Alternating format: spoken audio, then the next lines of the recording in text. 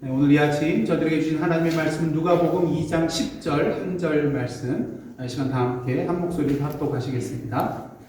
천사가 이르되 무서워하지 말라. 보라, 내가 온 백성에게 미칠 큰 기쁨의 좋은 소식을 너희에게 전하노라. 아멘. 있는 하나님의 말씀입니다. 여러분, 십계명을 어기게 되면 이를 뭐라고 하죠? 죄라고 합니다. 당연하죠. 네. 십계명은 지켜도 좋고 안 지켜도 좋은 그런 권고사항이 아니라 반드시 지켜야 하는 하나님의 뭐죠? 명령이기 때문인 것입니다. 자, 그렇다면 빌립보서 4장 4절과 데살로니가전서 5장 16절과 또 18절 하반절은 어떻습니까? 사도 바울은 이렇게 말합니다. 주 안에서 항상 기뻐하라. 내가 다시 말하노니 기뻐하라. 또 데살로니가전서 말씀 보면 항상 기뻐하라. 이것이 그리스도 예수 안에서 너희를 향하신 하나님의 뜻이니라. 자, 여기서 기뻐하라는 말은 어떤 형으로 쓰였을까요? 당연히 명령형으로 쓰였습니다. 이것은 우리가 선택할 수 있는 옵션 사항이 아니라 반드시 지켜 행해야 되는 명령이라는 것이죠. 문제는 단순히 한두 번 기뻐하라 그러면 지킬 수 있을 것 같은데 어떻게 기뻐하라고요? 항상 기뻐하라. 근데 한국 사람들 얼굴도 보면 항상 뭐 화난 것처럼 외국 사람들이 그렇게 생각될 때가 많이 있는데 아마 유교적인 그런 전통이 있기 때문에 조금 근엄한 모습들이 있어서 그럴지도 모르겠는데 근데 뭐 매일같이 매 시간 매분마다 여러분들 기뻐할 수가 있겠습니까? 쉽지 않아요. 근데 항상 기뻐하래. 이게 명령이라는 것입니다. 누군가 이렇게 말할 수가 있어요. 이건 사도 바울의 명령이지 주님의 명령이 아니지 않습니까? 근데 아니에요. 데살로니가서 말씀을 보시면 이것이 우리를 향하신 누구의 뜻이라고요? 하나님의 뜻이라고 했거든요. 그럼 이건 누구의 명령입니까? 하나님의 명령이라는 것입니다. 자, 그렇다면 이렇게 항상 기뻐하는 것이 우리의 삶 가운데 가능할지 쉽지 않습니다. 그렇기 때문에 하나님께서 뭐 하는 거예요? 명령하시는 거예요. 쉬운 일이 아니니까. 쉬운 일을 하면 명령하시겠습니까? 결코 하지 않습니다. 어려운 일이기 때문에 명령을 하는 것이죠. 그렇다면 어떻게 항상 기뻐하는 삶을 살아갈 수 있을까? 그 비결이 누구에게 있습니까? 바로 예수 그리스도에게 있다는 것입니다. 사도 바울은 단순히 그냥 항상 기뻐하라 이렇게 말하고 있는 것이 아닙니다. 왜냐하면 이 삶은 우리의 힘으로 우리의 능력으로 가능한 것이 아니기 때문인 것이죠. 그래서 빌립보서나 데살로니가전서, 특히 빌립보서 보면 누구 안에서 기뻐하라 그래요? 주 안에서 기뻐하라. 또 데살로니가전서 말씀을 보시면 항상 기뻐하라고 하였는데 이것이 누구 안에서? 그리스도 예수 안에서 우리를 향하신 하나님의 뜻이라고 말을 하고 있다는 것입니다. 그렇습니다. 우리가 항상 기뻐할 수 있는 비결은 바로 예수 그리스도 안에서예요. 왜냐하면 예수 그리스도께서 어떠한 주이시기 때문일까요? 바로 기쁨의 주이시기 때문인 것입니다. 누가복음 2장 보시면 너무나도 잘 아시는 말씀이기 때문에 길게 설명드리지 않겠습니다. 마리아와 요셉이 이제 호적을 하러 베들레헴으로 왔다가 마리아가 해산할 때가 돼가지고 이제 아들을 낳게 됩니다. 근데 그때 베들레헴 지역에서 양떼를 지키는 목자들에게 주의 천사가 나타나는 것을 보게 됩니다. 큰 빛나는 영광 가운데 목자들이 두려움에 떨게 되죠. 이에 천사가 말합니다. 오늘 본문 10절 말씀 다 함께 읽겠습니다. 오늘 본문 10절입니다. 천사가 이르되 무서워하지 말라. 보라, 내가 온 백성에게 미칠 큰 기쁨의 좋은 소식을 너희에게 전하노라. 그렇다면 큰 기쁨의 좋은 소식은 도대체 뭘까요? 바로 다음에 나옵니다. 11절입니다. 오늘 다윗의 동네에 너희를 위하여 누가 나셨다고요? 구주가 나셨으니 곧 그분은 이스라엘 백성들이 그동안 수백 년 동안 기다리던 바로 메시아 그리스도라는 거예요. 이어서 천사는 이제 강구에 쌓여 구유에 누여 있는 아기를 보게 될 텐데 이것이 너희 목자들에게 표적이 될 것이다. 그렇게 말을 해주네요. 그 다음에 이제 호련히 천군과 또 천사들이 함께 나타나가지고 함께 하나님을 찬송을 합니다. 여러분들이 잘 아시는 지극히 높은 곳에서는 하나님께 영광이요 땅에서는 하나님이 기뻐하신 사람들 중에 평화로다. 이렇게 천군 천사들이 찬양을 하는 것을 우리가 보게 됩니다. 자, 이 목자들은 어떻게 합니까? 천사들이 떠나간 뒤에 다윗의 동네에 베들레헴으로 달려갑니다. 그들은 마리아와 요셉, 그리고 구애 누인 아기를 찾아서 보고 천사가 자기들에게 말한 그대로 있는 것을 보게 되고 이 아기가 바로 그리스도구나. 그리고 자기들이 경험한 그 천사들이 전해준 소식들을 그곳에 있는 사람들에게 전하게 되죠. 그러자 그 사람들이 놀라게 되고요. 마리아는 이것이 무슨 의미인지 잘 알고 있잖아요. 이미 천사가 다녀갔잖아요, 마리아한테는. 그래서 이것을 깊이 마음속에 새겨놓는 것을 우리가 보게 됩니다. 그리고 목자들은 자신들이 보고 듣고 한 그 모든 것들이 천사가 말해준 것과 똑같은 것이었기 때문에 하나님 앞에 영광을 돌리고 찬송하면서 다시 생업의 현장으로 돌아가는 것을 우리가 보게 됩니다. 이 이야기를 통해서 우리는요, 이 아기 예수께서 참으로 기쁨의 주가 되시는 분이라는 것을 분명히 알 수가 있습니다. 왜냐하면 이야기 처음부터 마지막까지 목자들의 어떠한 모습이 계속 드러나요? 기쁨의 모습이 드러나고 있거든요. 처음부터 마지막까지. 그렇다면 예수 그리스도 안에서 목자들이 누린 기쁨은 구체적으로 어떤 기쁨이었을까요? 크게 한 5가지 정도의 기쁨을 누렸다고 볼 수가 있겠는데요. 이 시간 함께 나누기를 원합니다. 첫째로 목자들이 누린 기쁨은요, 듣는 기쁨입니다. 우리가 무엇인가 소망하고 기대하고 있는 것들이 이루어졌다는 소식을 듣게 될 때 마음이 어떻게 됩니까? 기쁘죠. 그래서 성탄절 선물로 컴퓨터가 그렇게 갖고 싶었는데 아빠가 와가지고 이번 성탄절에는 내가 컴퓨터 선물로 줄게. 받았습니까? 아직 못 받았어요. 그럼에도 불구하고 아빠의 그런 말을 듣고 기쁘게 됩니다. 이게 듣는 기쁨이에요. 사랑하는 사람으로부터 결혼 청혼을 했는데 답이 없어요. 근데 이제 내년 3월에 결혼합시다. 상대방이 그렇게 얘기를 해요. 기뻐요, 안 기뻐요? 당연히 기쁘죠. 기쁘지 않다면 사랑하지 않는 사람일 것입니다. 이것이 바로 듣는 기쁨입니다. 아직 눈으로 확인하고 본 것은 아니지만 그 소식을 듣는 것 자체가 기쁨이 된다는 것이죠. 구약 성경을 보시면은 메시아의 탄생에 대한 예언의 말씀들이 곳곳에 등장하는 것을 보게 됩니다. 그러게 이스라엘 백성들은 로마의 그런 압제의 식민지하에 있으면서도 소망을 놓지 않고 있어요. 왜? 하나님께서 구약의 여러 선지자들을 통하여서 메시아가 태어날 것이라는 것을 약속해 주셨기 때문인 것입니다. 특히 미가서 5장 2절을 보시면요, 메시아가 어디에서 태어날 것이라는 말씀이 있을까요? 베들레헴에서 태어날 것이라는 말씀이 나타나 있습니다. 베들레헴 에브라다야, 너는 유다 족속의 작을지라도 이스라엘 다스릴 자가 내게서 내게로 나올 것이라. 베들레헴은 누가 태어난 고향입니까? 다윗이 태어난 그런 고향이에요. 그래서 천사가 목자들에게 다윗의 동네에 구주가 나셨다는 소식을 전해주었을 때 이 소식을 듣는 목자들은 무엇을 알았을까요? 이 땅에 이제 드디어 하나님께서 약속하신 메시아가 오시나 보다. 그래서 너무나도 기뻤을 거예요. 근데 그들의 기쁨은요, 단순히 메시아가 이 땅에 오셨다는 소식을 듣게 되었다는 그 이상의 기쁨이었을 것입니다. 왜냐하면 이 소식은 자기들에게 들려줄 소식이 아니었거든요. 만약 여러분이 천사라면 누구를 찾아가겠습니까? 오늘날로 치면 정치적인 지도자나 또 종교적인 지도자를 찾아갔을 것입니다. 또 때로는 이제 옛날은 그렇지만 지금 어떻습니까? 매스미디어가 발달해서 방송국을 찾아가거나 신문사에 찾아가서 제가 특종을 하나 드리겠습니다 하면서 그거 좀 뿌려주십시오 딱 하면서 부탁을 했을지도 모르겠어요. 아니면 자기가 스스로 셀폰을 딱 꺼내가지고 SNS상으로 페이스북에도 올리고 여기저기에다가 유튜브에도 올리고 아마 그렇게 했을지 모르겠습니다. 근데 이런 상식을 뛰어넘어서 천사는 이 소식을 누구에게 알려주고 있어요? 목자들에게 알려주고 있다는 것입니다. 사실 여러분들, 저도 어렸을 때 교회 앞에 이제 오른쪽 그 앞부분에 성화가 하나 이렇게 달려있는데 예수님께서 양떼들을 이렇게 이끌고 가는 그러한 성화였어요. 그거 보면 참 마음이 편안하고 선한 목자 되시는 주님. 근데 예수님 당시의 목자상은 어떻습니까? 불결하고 더럽고 또 그 목자들은 인정받지 못하는 그런 사람들이었습니다.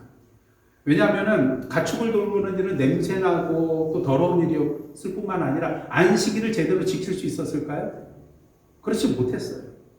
특히 목자들 중에서는 들짐승의 공격으로 양과 염소를 잃었다고 하면서 사실은 거짓말로 빼돌리고 들짐승에게 잡혀 먹었다. 그리고 새끼가 태어나면 주인에게 속여가지고 입마에 포켓하는 그러한 일들이 비일비재하게 일어났다고 합니다. 그렇게 당시 목자들은요, 사람들로부터 천대받고 멸시함받고 또 부정한 사람으로 여겨지던 그러한 사람들이었습니다. 그런데 이러한 사람들에게 천사가 나타나서 주님의 탄생 소식을 알려줬다는 것, 목자들의 입장에서는 너무나도 기쁜 그러한 소식이었을 거예요. 왜? 세상 사람들도 인정해주지 않고 받아주지 않는 목자들인 자신에게 천사가 와서 이 소식을 알려줬다는 것은 무엇을 의미합니까? 자격 없는 우리가 아니라 이제는 자격 있는 자라는 거예요. 이 귀한 소식, 기쁜 소식을 받을 수 있는 자격 있는 자라는 사실을 그들이 깨닫고 분명히 기뻐했을 것입니다. 그 다음 둘째로 목자들이 누린 기쁨은요, 찾아가는 기쁨이었습니다. 여러분들 어렸을 때 미로 찾기 같은 거 많이 해보셨죠? 근데 어떻습니까? 한눈에 보고 딱 길을 찾을 수 있는 거는 재미있어요? 그러니까 연령대가 낮을수록 한눈에 딱 보입니다. 근데 뭐 이제 이거는 5살짜리, 뭐 7살짜리, 10살 이렇게 올라가면, 난이도가 올라가면 찾기가 힘들어요. 근데 어떻습니까? 미로 찾기라는 것은 찾기가 어려울수록 재밌는 거예요. 이렇게 힘들게 찾은 후에는 기쁨이 더 그만큼 크기 때문인 것이죠. 천사들이 떠나간 후에 목자들이 이러한 말을 합니다. 15절입니다. 한번 다 함께 읽겠습니다. 천사들이 떠나 하늘로 올라가니 목자가 서로 말하되 이제 베들레헴으로 가서 주께서 우리에게 알리신 바 이 이루어진지를 보자 하고, 그리고 베들레헴으로 달려가 아기 예수님을 발견하고 만나게 됩니다. 근데 그 가는 길 쉬운 길이었을까요? 쉽게 찾을 수 있을까요? 저 처음에 미국 갔을 때는 GPS 이런 게 있습니까? 그래서 지도 하나 이렇게, 저는 시카고 주변을 이런 지도를 했는데, 제가 아는 이제 교수님 딸이 저쪽 어디 DKRB 거기에서 이제 대학에서 박사과정이 있어가지고 그쪽을 찾아오라고 그러시더라고요. 그래서 저는 차가 있으니까 가겠거니 했는데, 지도가, 제가 가진 지도는 요 안에만 해당이 되는 거예요. 그래서 이렇게 말로 이렇게 이제 알려주는데, 어디 가면 교회가 나타나고, 그 교회에서 무슨 자회전을 하고, 그래서 그 중간에 이제 힘드니까 만나죠. 그래서 간신히 갔던 그런 경험이 있습니다. 오늘날과 같이 구글맵이 있으면 얼마나 좋겠어요. 빠른 길 제대로 막 알려주고. 근데 이 당시는 어떻습니까? 천사가 좀 번지수라도 알려주지. 그렇지 않았거든요. 그래서 좀 쉽지는 않았을 거예요. 또 그 증거가 뭐냐면 16절에 나오는 찾아서라는 그런 단어를 보면요, 끊임없이 부지런히 탐색하여 찾는다, 이러한 의미를 가지고 있어요. 그러니까 그 목자들이 아기 예수님을 찾아가기가 쉽지는 않았다는 것을 이 단어를 통해서도 우리가 분명히 알 수 있다는 것입니다. 근데 아무런 단서도 안 줬어요, 처음에는. 만약에 천사가 아무런 단서도 안 준다면 어떻겠습니까? 아기 예수를 찾아도 이 아기가 천사가 말한 그리스도 메시아인지 어떻게 알겠어요? 엉덩이에 몽고 반점이 있다, 이렇게 하면 또 모르겠지만 그것도 없고요. 그래서 감사한 것은 천사가 힌트를 하나 줬죠. 뭐가 표적입니까? 12절 말씀 보시기 바랍니다. 너희가 가서 강보에 쌓여 어디에 누워 있습니까? 구유에 누워 있는 아기를 보리니 이것이 너에게 표적이 되리라. 구유에 누인 아기를 보면 이 아기가 그리스도인 줄 알라는 거예요. 그러게 목자들은 기쁨의 마음으로 무엇을 찾아 헤맸을까요? 구유. 그리고 구유에 놓인 아기를 찾아 헤맸을 것입니다. 물론 시간이 날수록 힘들고 또 지치고 짜증이 날 수도 있을 거예요. 하지만 그들은 기쁨으로 이 아기 예수를 찾아다녔을 것입니다. 왜? 그 소식은 누가 준 소식이에요? 천사가 준 소식이거든요. 여러분들 미로 찾기 할 때 끝까지 포기하지 않냐고 계속하는 이유가 도대체 뭡니까?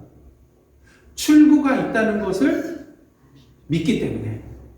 이 믿음이 없으면 중간에 하다가 그만둬요. 요새 유튜브 영상들 보면 가짜 영상들이 많이 있어요. 제목은 그럴듯한 것도 해놓고 막상 내용 들어가서 끝까지 보면 그 제목하고 같은 내용이 안 나타나요. 그러니까 조회수 올리려고 그렇게 조작질을 하는 그런 사람들이 많이 있다는 것이죠. 하지만 이 소식은 누가 전해준 소식이에요? 천사가 전해준 소식이에요. 그러니 믿을 수밖에 없죠. 그러니 찾을 때까지 계속해서 찾고 또 찾을 수 있게 된 것입니다. 근데 짜증이 났을까요? 화가 났을까요? 그렇지 않을 거예요. 기쁨으로 찾아다녔을 것입니다. 왜? 그 아기 예수가 분명히 태어난 것이 확실하기 때문인 것이죠. 우리가 하나님의 말씀을 묵상할 때도 마찬가지입니다. 우리가 하나님의 말씀을 단순히 읽는 것만으로 그치는 것이 아니라 깊이 묵상하는 자리로 나아가야 돼요. 왜냐하면 하나님의 말씀이라는 것은 뭐 한 번 읽었을 때 이해되고 또 은혜가 될지도 모르겠지만 많은 경우에는요, 그냥 한두 번 읽었다고 제대로 이해되거나 또 그 말씀의 감동이 오는 것이 아니기 때문인 것입니다. 그래서 말씀과 부단히 씨름하고요. 또 그 말씀 속에서 하나님께서 오늘 나에게 주시고자 하는 말씀이 무엇인가를, 그 뜻이 무엇인가를 계속해서 찾고 또 찾는 이러한 과정이 있어야만이 그 말씀이 살아있는 하나님의 말씀이 된다는 것이죠. 자, 그렇다면 우리가 이렇게 찾아가는 기쁨을 누리기 위해서는 우리가 해야 될 일이 무엇일까? 15절 말씀 다시 한번 보겠습니다. 한번 다 함께 읽겠습니다. 천사들이 떠나 하늘로 올라가니 목자가 서로 말하되 이제 베들레헴까지 가서 주께서 우리에게 알리신 바 이 이루어진 일을 보자 하고, 우리가 찾아가는 기쁨을 온전히 누리기 위해서는요, 무엇보다도 먼저 지금 가는 것입니다. 목자들이 서로 말하죠. 뭐라고 말합니까? 이제 베들레헴으로 가서. 킹제임스 버전으로 보면은 앞부분이 어떻게 되냐면 Let us now go. Let's go 하자는 거예요. 근데 언제? 지금 가자는 거예요. 만약 목자들이 며칠 후에 베들레헴으로 갔다면 아무리 찾아도 찾을 수 없었을지도 모르겠습니다. 이미 아기 예수님이 엄마와 아빠랑 그곳을 떠났을 수도 있기 때문인 것이죠. 여러분 진정 주님을 만나기를 원하십니까? 그렇다면 오늘 말씀을 묵상하시기를 원합니다. 오늘 기도하시기를 원합니다. 오늘 찬양하시기를 원합니다. 내일은 주님께서 나에게 허락하실 때만이 나의 오늘이 될 수 있기 때문인 것이죠. 그러게 언제 결단해야 됩니까? 지금 결단해야 돼요. 우리의 우선순위를 다시 재조정해 나가야 하는 것입니다. 특히 찾아가는 그런 기쁨을 온전히 누리기 위해서는요, 우리 할 일은 동행하는 것입니다.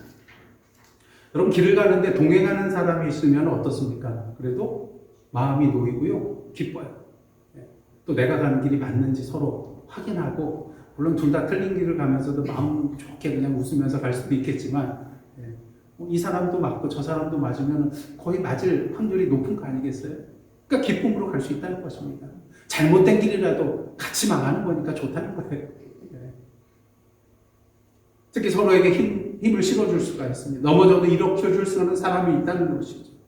특히 우리가 일할 때에 1+1은 2가 아니라 3과 4의 힘을 낼 수 있는 시너지 효과를 나타낼 수도 있기 때문인 것입니다. 여러분, 목자들이 서로 함께 길을 가면서 어떻게 했을까요? 천사들이 나타났던 그런 일들을 다시 한번 되새기고, 천사가 전해준 말이 무엇이었는가 다시 한번 서로 확인하면서 우리 함께 빨리 가서 그 그리스도를 한번 찾아보자, 이렇게 서로 격려하면서 갔을 것입니다. 가는 길이 가볍고 즐거웠을 거예요. 예수님을 찾아 나서는 것도 혼자 찾는 것보다는 더욱더 수월했을 것입니다. 여러분, 우리 그리스도인은 어떤 사람입니까? 우리 그리스도인은요, 같은 곳을 바라보며 함께 나아가는 자들입니다. 서로 마주보는 게 아니에요. 같은 곳을 바라보면서 함께 손잡고 나아가는 자가 그리스도인들입니다. 왜?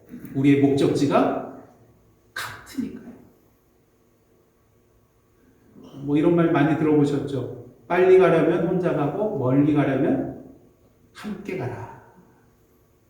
바라기는 우리 인생의 목적지인 하나님의 나라까지 함께 동행하며 나아가는 저와 여러분의 삶이 되기를 간절히 원합니다. 그러게 하나님께서 우리를 교회로 부르신 것입니다. 누군가 말할 수 있죠. 목자들에게 맡겨진 양떼 그럼 누가 돌봅니까? 다 함께 가지 말고 대표 몇 사람만 딱 보내서 하는 게 좋지 않겠습니까? 근데 우리는 분명히 알아야 돼요. 구세주를 만나는 일은 누군가 나 대신 해줄 수 있는 것이 아니라는 거예요. 구원받는 일을 나 대신 누가 해줄 수 있는 것은 아니라는 것입니다. 그러게 우리 모두 이제 함께 나아갑시다.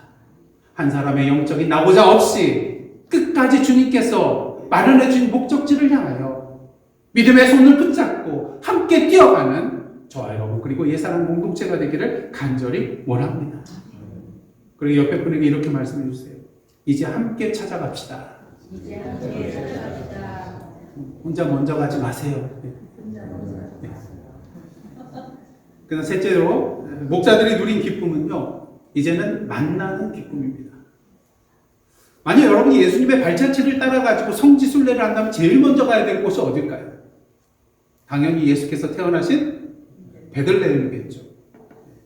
베들레헴은 예루살렘에서 남서쪽으로 한 10여 킬로미터 떨어져 있는 그런 지역입니다. 그리고 이제 예수께서 탄생했다고 여겨지는 동굴 위에 이제 베들레헴 예수 탄생 교회가 세워져 있는데요. 한번 사진 보여주시기 바랍니다. 이제 겉에 모양입니다. 근데 이쪽 왼쪽에 보면 작은 입구가 보이죠. 근데 원래 큰 입구도 있었는데 나중에 이 작은 입구만 이제 남겨놓고 큰 입구는 없앴대요. 근데 이 작은 입구를 보면 어떻습니까? 높이가 한 1.2에서 1.3m밖에 안 돼요. 그러니까 키가 작으신 분은 그냥 떳떳하게 이렇게 허리 세우고 들어가도 1m 20에서 뭐 30cm 그 이하 되는 사람은 없잖아요. 그럼 어떻게 됩니까? 저 사람처럼 허리를 굽히고. 그래서 여기를 보통 무슨 분이라고 불러요? 겸손의 분이라고 부릅니다. 하나님 앞에 교만하지 않고 겸손하게 들어가라. 근데 이 교회는 기원 한 333년에요. 콘스탄티누스 황제의 어머니가 요청을 해가지고 베들레헴의 동굴 위에다 이 교회를 세웠다고 합니다. 근데 이제 이 성당에 그리스 정교회인데요. 이 교구 사제 이름이 이사 탈지에라는 그런 신부가 있는데 2021년 지금 4년 전이죠. 한 기사에 보면은 이러한 말을 했어요. 한번 잘 보십시오. 전 세계에서 누구든지 이곳에 오면 평화와 사랑을 주기 위하여 예수님이 실제로 태어난 곳을 맛보고 느껴야 합니다. 맞습니까? 틀립니까? 맞아요? 틀려요? 당연히 맞죠. 근데 이거보다도 더 중요한 게 있어요. 예수님이 물론 여기가 실제로 예수님이 태어났는지 아닌지 우리 정확히 알 수가 없어요. 그냥 이렇게 해놓고 그런 것들이 성지에 너무나도 많이 있어요. 시내산이 어딘지 누가 압니까? 네. 근데 그냥 딱 정해놓고 이곳이다 하니까 사람들이 막 몰려들죠. 근데 설령 여기가 예수님이 태어난 그런 동굴이 맞다고 할지라도 지금 이 신부님이 말한 것보다 더 중요한 사실은 무엇입니까? 예수님이 실제로 태어난 것을 맛보고 느끼는 것 이것도 중요하지만 그곳에서 태어나신 예수님을 만나고 느껴야 한다는 거죠. 성지순례를 가는 목적이 무엇입니까? 성경 이야기의 역사적 현장을 직접 가서 본다는 그런 목적도 있겠지만 단순히 그 땅만 밟고 사진 찍고 오는 것이 참된 성지순례가 아니잖아요. 그곳에 임하시고 역사하셨던 주님을 그곳에서 다시 만나 뵈므로 그것으로 인하여 그러한 사실로 말미암아 그 만남을 통하여서 그곳이 비로소 뭐가 되는 거예요? 성지가 되는 거예요. 우리가 아무리 인간적으로 그것이 성지라고 지정했다 할지라도 그곳에서 주님을 만나지 못하면 그것은 결코 성지가 될 수 없다는 것입니다. 목자들을 보시길 원합니다. 그들은 천사가 말해준 구유를 발견하고 매우 기뻐했을 것입니다. 왜? 그 구유 안에 있는 아기가 바로 누구예요? 그리스도 주시라는 것을 알았기 때문인 것입니다. 바라기는 단지 구유만 바라보고 기뻐하는 것이 아니라 그 구유 안에 있는 예수 그리스도를 만나 뵙고 기뻐하는 저와 여러분의 참된 신앙이 되기를 원합니다. 52주 동안 빠지지 않고 예배 드렸다는 것, 1년에 성경 일독했다는 것, 금식 기도했다는 것, 그 자체로 만족하고 기뻐하기보다는 그 예배 시간을 통하여, 그 기도 시간을 통하여, 그 말씀을 통하여서 주님을 직접 만나 뵙고 교제했다는 그 사실로서 기뻐하고 만족해하며 감사하는 저와 여러분들의 삶이 되기를 원합니다. 역사적으로 예수께서 계셨던 곳이 성지라면 오늘도 우리의 삶의 현장 가운데 주님을 만나 교제하고 있다면 그곳이 바로 오늘의 뭐가 될 수 있는 거예요? 성지가 될 수 있는 거예요.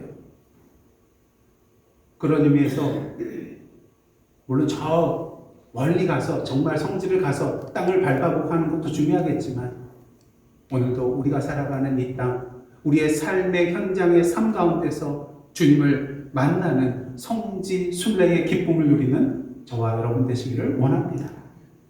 그래서 옆에 분에게 말씀해 주세요. 함께 성지 순례 갑시다. 함께 성지순례 갑시다. 네. 성지가 어디예요?